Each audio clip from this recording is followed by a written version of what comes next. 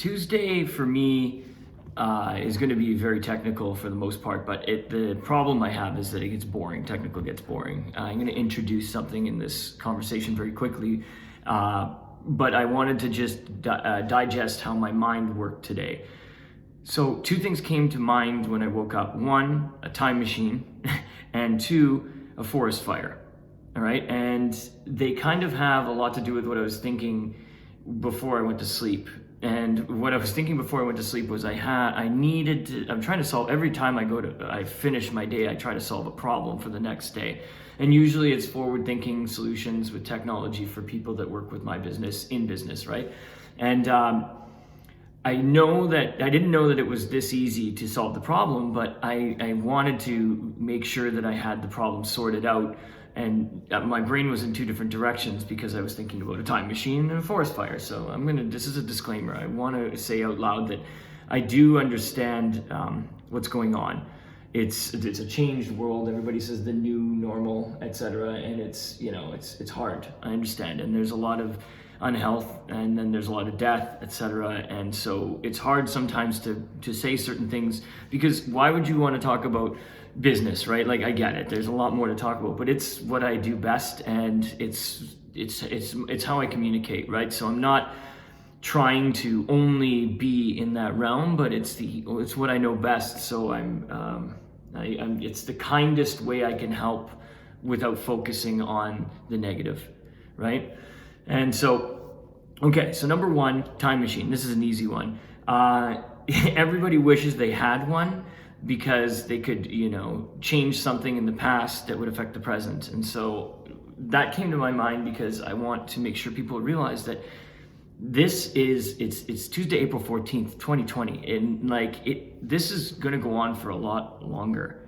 And so this quarantine is like a perfect time to learn or test or prototype or beta test or change or anything right now, especially in business.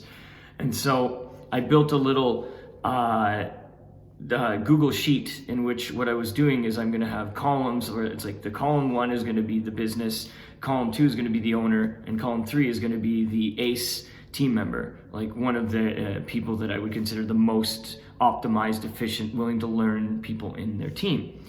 And whatever their role is, that might not matter, but this is who we're going to introduce new application processes and operations to with the supervision of the owner. So I'll do a pre-call with the owner, we'll figure out the restrictions, and then we'll go into a 3-way call where basically now I get the ability to tutor applications, operations, and processes that I think are new and forward to the team member. That's amazing, because I know it's going to work, and the reason why it's going to work is because the pandemic, what it's done is it's really reinforced the idea that business is war, because people depend on their businesses and people depend on work. So, like, as I always say, disclaimers, this is a time in which a lot of things are serious. This is serious, right? This is serious.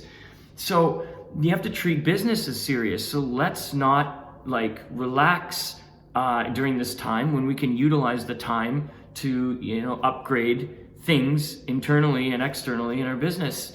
Why not? People are talking about reading and changing their diet and working out and catching up on things, doing home renovations, maybe learning a new language. But if you own a business, this is the time to try new things and maybe get good at a new app or introduce something like that. So I don't want to go off on a tangent that much, but I'm going to read something. And so it has to do with the benefits of wildland fires. And so I think that if people were to substitute, if they were to use business as an analog, small and medium business as an analog here, what I'm about to read is very, it hits hard when you put yourself in this position, in this perspective, right? So the ecological benefits of wildland fires often outweigh their negative effects. A regular occurrence of fires can reduce the amount of fuel buildup, thereby lowering the likelihood of a potentially large wildland fire. Fires often remove alien plants that compete with native species for nutrients and space, and remove undergrowth, which allows sunlight to reach the forest floor. thereby supporting the growth of native species. The ashes that remain after a fire add nutrients when locked in older vegetation to the soil for trees and other vegetation. Fires can also provide a way for controlling insect pests by killing off the older or diseased trees and leaving the younger, healthier trees. In addition to all of the above mentioned benefits, burned trees provide habitat for nesting birds, homes for mammals, and a nutrient base for new plants. When these trees decay, they return even more nutrients to the soil. Overall, fire is a catalyst for promoting biological diversity and healthy ecosystems. It fosters new plant growth, and wildlife populations often expand as a result. Now remember, I'm trying to talk about this lightly, but preparing is part of business. Prevention and preparation is part of business, okay? So what I'm saying is that these months that we have to run our businesses, and most of us have to run our businesses differently, is something that if we had a time machine, we would say that we should have done.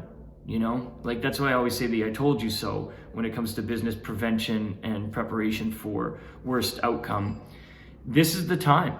So use this time wisely, right? And so that's why I'm doing this Google Sheet, and I'm going to get right in there because I really think that an hour conversation here or there with anybody, between a team member and an owner, will open up so much conversation that's proactively going to advance the business operation, and it's going to be good because business is war. Like I said, anything that I refer to in the automated method that might sound a little militarized, it took a pandemic for people to realize that that's how you should be perceiving certain things in business, about business, right?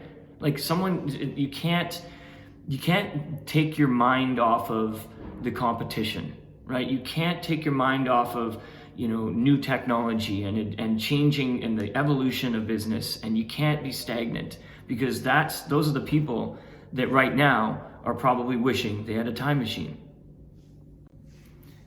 So I almost forgot to mention, but it's just because the video is going so long. The forest fire represents competition in business. And if you think about it, there will be a lot of businesses that probably don't survive this. And that's, unfortunate. I'm going to use the word "but," and that's when people are just going to get it. But for the businesses that were ready for this, and the businesses that are going to learn from this, this is just something that happens that is beneficial to the economy of businesses, right? Because it's so hard because I know there are people that are just going to jump down my throat. But what are you supposed to do? Are you supposed to forgive every single bad decision in business and then also blame it on the market? Because remember, not everybody's there are people that will survive, businesses that will survive this. Businesses will survive this. And some of those businesses will be in your industry and in your market.